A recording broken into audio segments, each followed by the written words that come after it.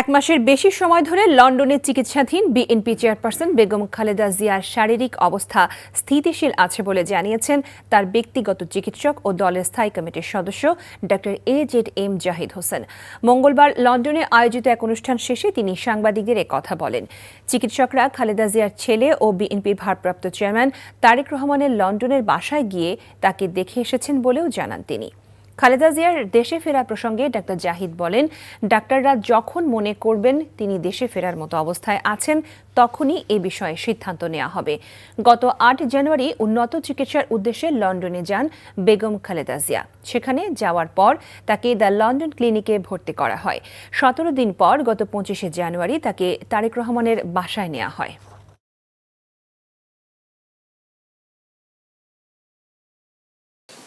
Doctor Barrett ওনাদের তত্ত্বাবধানে চিকিৎসাধীন আছেন এবং ওনার চিকিৎসা ওনার বাসায় থেকেই হচ্ছে এবং বিভিন্ন পরীক্ষা নিরীক্ষা যেগুলো করা দরকার মাঝে মাঝে করা হচ্ছে এবং ওনারা ওনাকে বাসায় গিয়ে দেখে আসছেন।